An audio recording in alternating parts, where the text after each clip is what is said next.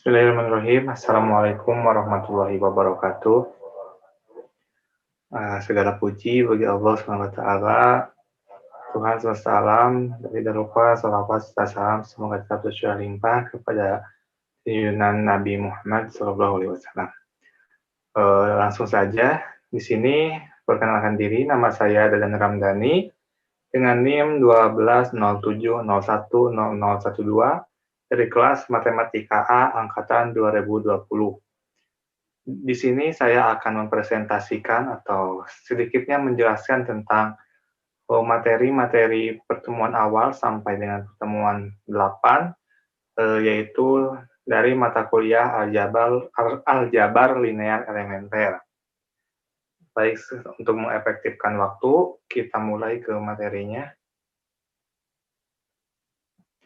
Di sini semester 1 ini pada sub awal ini kita belajar tentang sistem persamaan linear atau bisa disebut juga persamaan linear gitu ya. Ada beberapa subbab yang kita pelajari pada materi persamaan linear ini. Dari yang pertama, kita harus tahu dulu apa itu pengertian dari persamaan linear.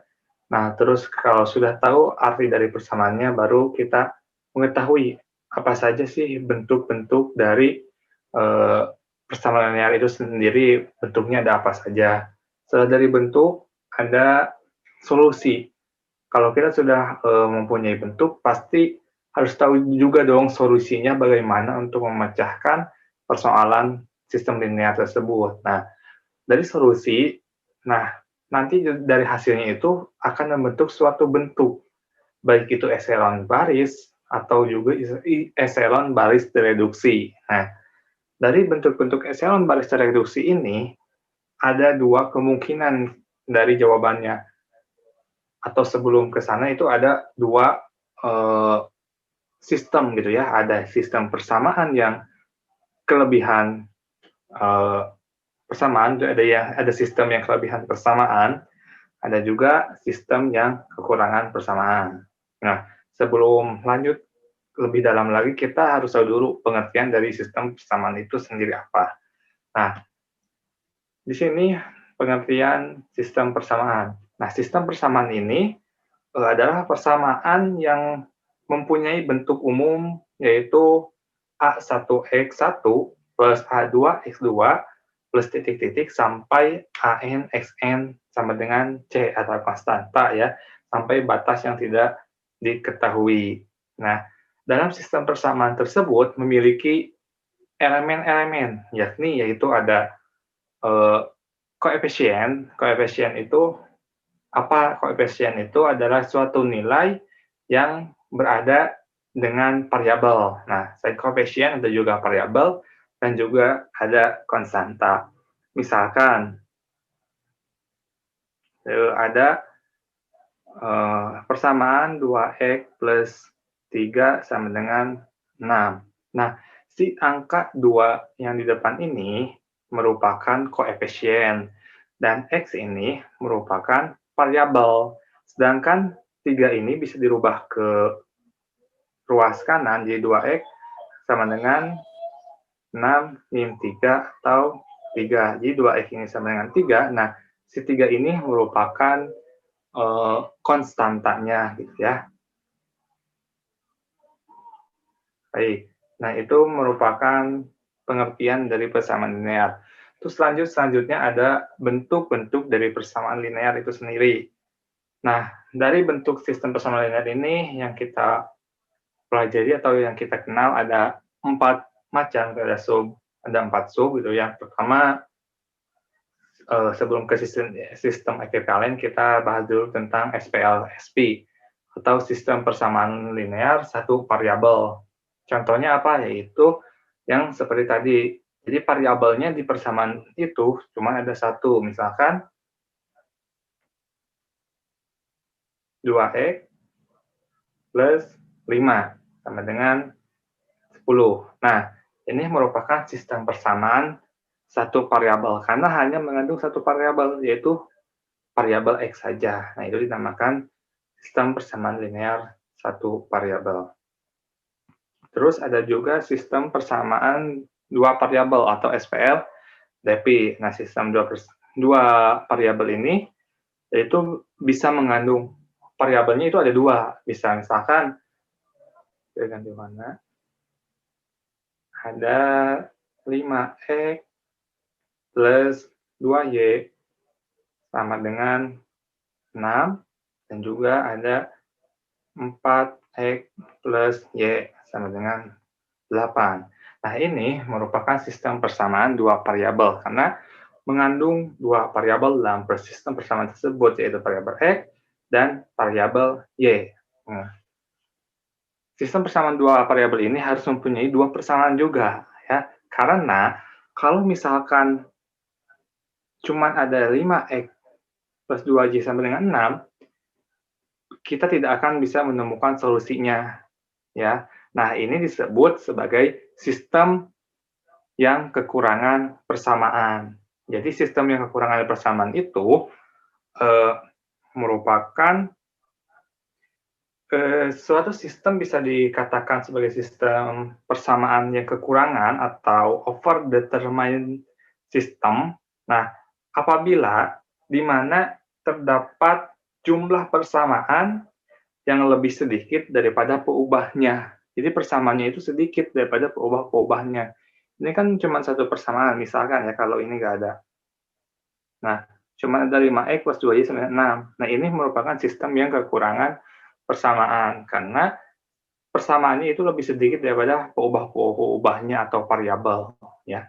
Karena persamaan ada satu, variabel sedangkan ada dua. Nah, ini disebut sebagai sistem yang kekurangan persamaan, yaitu SPL-DP. Selanjutnya ada SPL-TP atau sistem persamaan linear tiga variabel. Jadi mengandung tiga variabel dan juga persamaannya itu tidak boleh kurang, tidak boleh lebih. Jadi kalau ada tiga variabel, berarti persamaannya juga harus ada tiga variabel. Misalkan x plus y plus z sama dengan 1, 2x plus 2y plus z sama dengan 2, terus 5x plus 3y plus 2z sama dengan 3.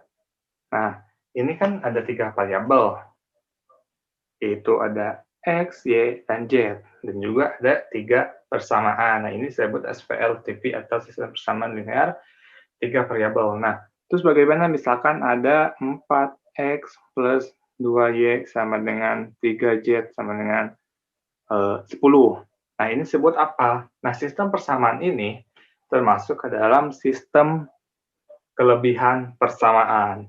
Nah, di suatu sistem bisa dikatakan sebagai suatu sistem yang lebih kelebihan persamaan apabila di mana terdapat banyak persamaan daripada variabel peubahnya. Jadi persamaannya itu lebih, sedangkan peubahnya jauh lebih sedikit daripada persamaannya. Nah, persamaan ini disebut juga sebagai overdetermined system, ya. Karena ada x, y, z, jadi ini ada 4 persamaan, ini termasuk yang kelebihan persamaan. 3 juga cukup, ya.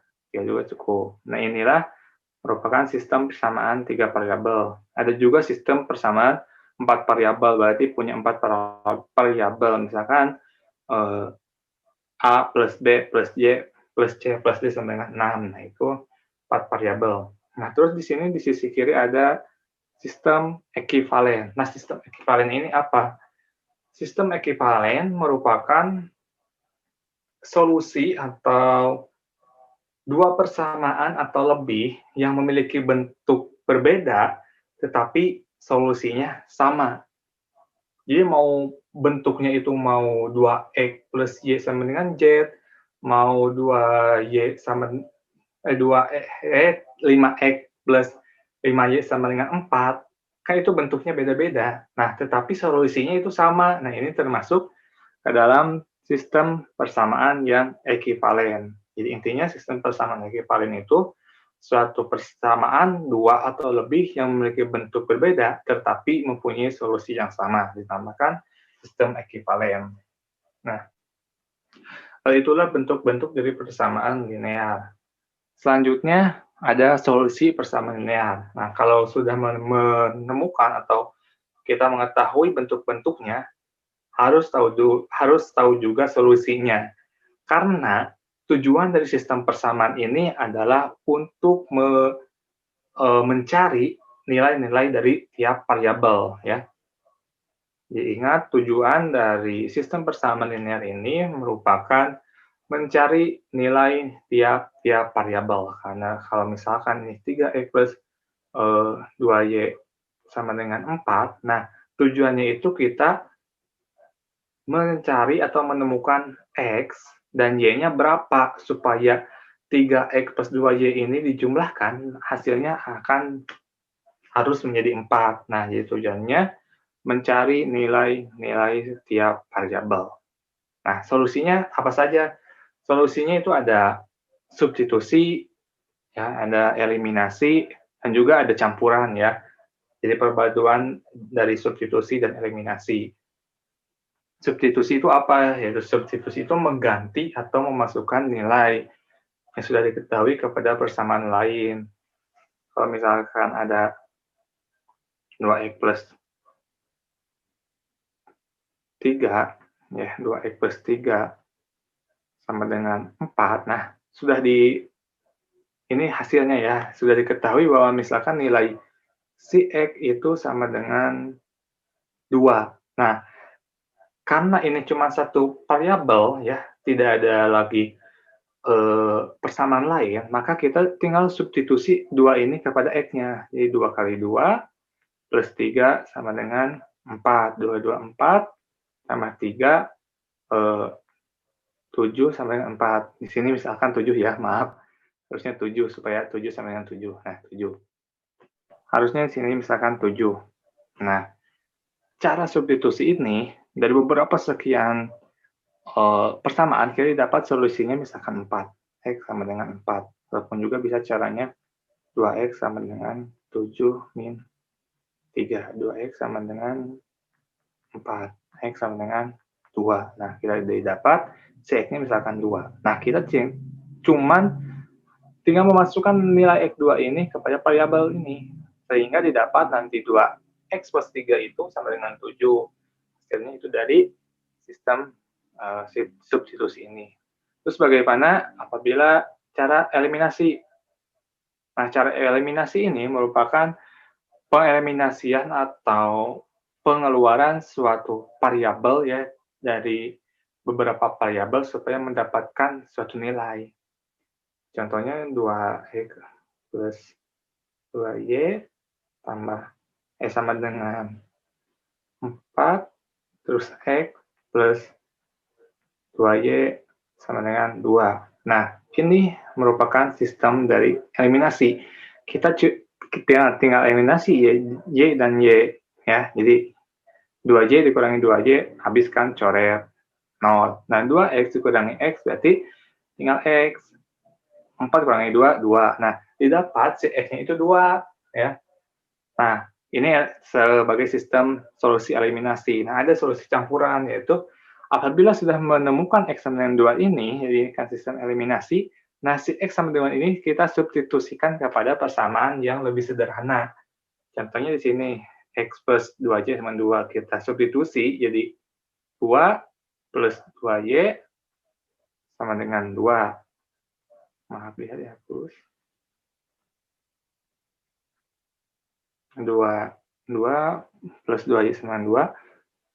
Kita pindah ruaskan 2-nya ke kiri, ke kanan, jadi 2 dikurangi 2. 2y sama dengan 0. Jadi y sama dengan 0 per 2. Y-nya sama dengan 0. Nah, ini merupakan dari solusi dari persamaan linear, yaitu bentuk campuran. Jadi ada substitusinya, ada juga eliminasinya.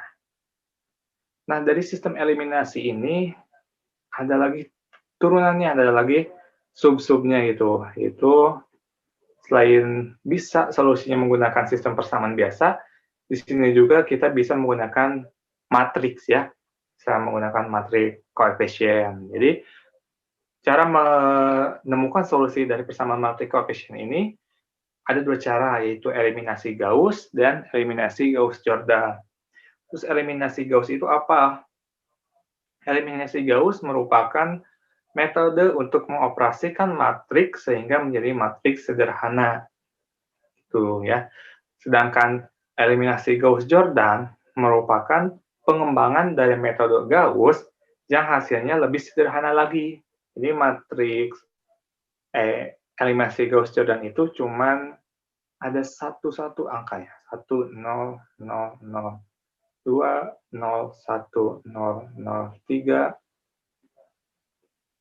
0, 0, 1, 0, 4, 0, 0, 0, 1, 5. Nah, ini merupakan sistem persamaan Gauss-Jordan ya, atau disebut nanti sebagai bentuk echelon baris tereduksi. Jadi cuma ada satu utama di setiap barisnya. Jadi kita sudah mengetahui bahwa ini nilai X, Y, maaf, A, B, C, D. Nah, kalau sudah menjadi bentuk echelon baris reduksi ini, kita tinggal melihat aja dari matriksnya, sudah ketahui bahwa nilai variabelnya berapa. A, berarti nilai variabelnya 2, terus ini B nilai variabelnya 3, C nilai variabelnya 4, dan D nilai variabelnya 5. Nah, setelah ini, ya selesai gitu ya solusinya, karena sudah diketahui nilai-nilai dari tiap variabel.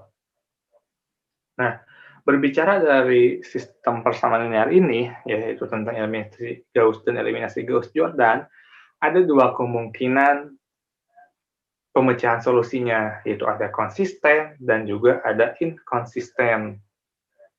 Persamaan linear bisa dikatakan konsisten apabila apa? Nah, persamaan linear bisa dikatakan konsisten apabila terdapat satu solusi yang diperoleh dengan mengatur setiap variabel bernilai 0. Jadi, konsisten itu mempunyai solusi tunggal, mempunyai solusi satu, ya. Sedangkan inkonsisten adalah suatu persamaan yang tidak memiliki solusi. Jadi cuma ada dua maksud dari solusinya itu. Ada konsisten, ada inkonsisten. Nah, suatu persamaan bisa dikatakan konsisten apabila terdapat solusi dari pemecahan variabelnya. Itu selain konsisten ada juga inkonsisten. Inkonsisten itu suatu persamaan bisa dikatakan inkonsisten apabila tidak terdapat solusi.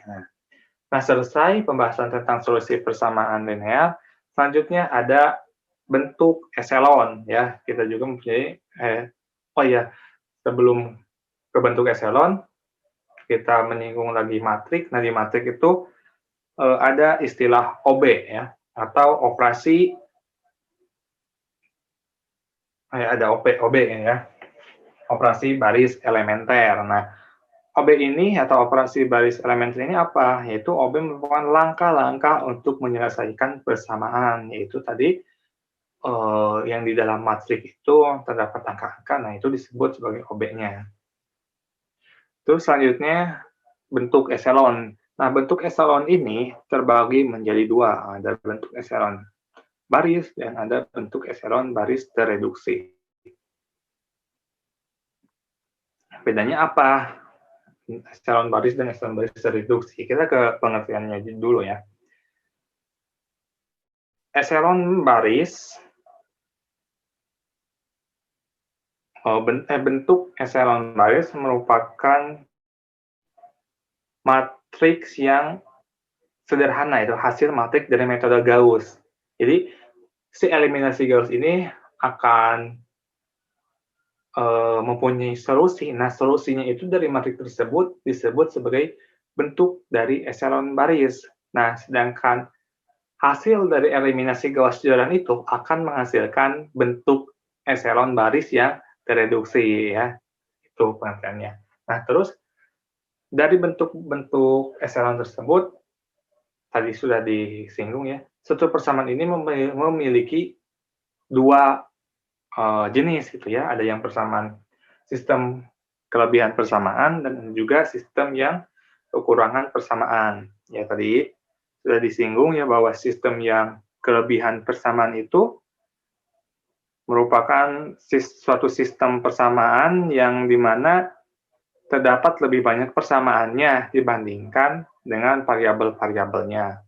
Sedangkan sistem yang kekurangan persamaan merupakan suatu sistem di mana jika terdapat jumlah persamaan yang lebih sedikit daripada peubah-peubahnya.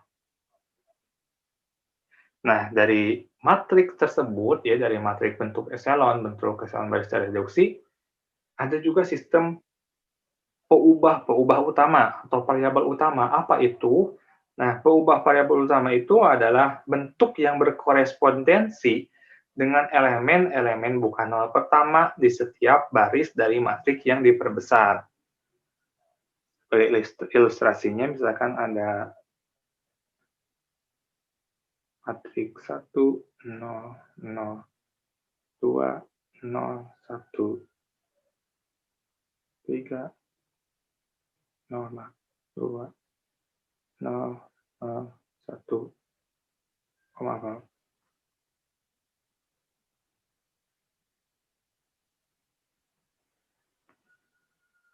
Di sini ada 2, ada 0, ada 3, 2, 0, 0, 1. Nah, mana yang disebut sebagai variabel utama? Nah, variabel utama kan dari pengertiannya merupakan peubah yang berkorespondensi dengan elemen-elemen bukan nol pertama di setiap baris dari matriks berbesar. Sedangkan nanti ada juga istilah sebagai variabel bebas. Nah, variabel bebas ini merupakan peubah selebihnya yang berkorespondensi dengan kolom-kolom yang diloncati dalam proses reduksi. Nah, ini satu di sini merupakan variabel atau peubah utama, ya, karena satu utama yang berada di setiap barisnya. Sedangkan yang 2, misalkan 3 di sini, ini merupakan disebutnya sebagai peubah bebas atau variabel bebas. Ya, jadi kesimpulannya selama pertemuan 1 sampai 8 ini kita sudah mempelajari beberapa materi ya. Ada persamaan linearnya, pengertiannya apa, bentuk-bentuk persamaan linearnya ada apa saja. Jadi ada 4 bentuk ya, atau ada 3 itu ya, SPLP, SPLDP, SPLTP, dan juga ada sistem yang ekivalen. Terus ada solusinya, solusi dari pemecahan sistem persamaan ini ada 3, ada substitusi, ada eliminasi, ada campuran, dan juga bisa ada grafik ya, grafik. Nah, dari solusi eliminasi bisa dipermudah menjadi bentuk matrik yang disebut matrik diperbesar. Nah, suatu matrik perbesar ini kita bisa mendapatkan solusinya ketika ada 2 eliminasi, yaitu eliminasi Gauss dan eliminasi Gauss-Jordan. Nah, dari persamaan-persamaan tersebut ada 2 kemungkinan hasil, yaitu bisa konsisten ataupun inkonsisten. Suatu persamaan bisa dikatakan konsisten apabila mempunyai solusi-solusi dari pemecahan persamaan tersebut. Sebaliknya, persamaan bisa dikatakan inkonsisten apabila tidak memiliki solusi. Nah, terus dari solusi ada bentuk eselon, yaitu kita sudah memasuki dari matriks persamaannya, yaitu bentuk eselon. Nah, bentuk eselon ini terbagi menjadi 2. Ada bentuk eselon baris dan juga ada bentuk eselon baris tereduksi. Ya. Kalau bentuk eselon baris itu merupakan hasil matrik hasil dari eliminasi Gauss. Sedangkan bentuk eselon baris tereduksi yaitu hasil matrik dari eliminasi Gauss-Jordan. Nah, terus yang terakhir, suatu sistem itu bisa dikatakan 2 ya, ada yang sistem persamaan yang kelebihan dan juga sistem yang kekurangan persamaan. Suatu sistem bisa dikatakan kelebihan apabila persamaannya itu lebih banyak daripada peubah-peubahnya, sedangkan sistem yang kekurangan persamaan ini merupakan sistem di mana jika terdapat jumlah persamaannya lebih sedikit dari peubah-peubahnya, ya. Nah, mungkin sekian penjabaran materi dari mata kuliah aljabar linear elementer ini. Mohon maaf apabila ada kesalahan atau kata-kata yang salah. Kepada dosen terhormat, mohon bimbingannya dan koreksinya apabila terdapat kata-kata yang salah. Terima kasih. Wabillahi taufiq wa hidayah. Wassalamualaikum warahmatullahi wabarakatuh.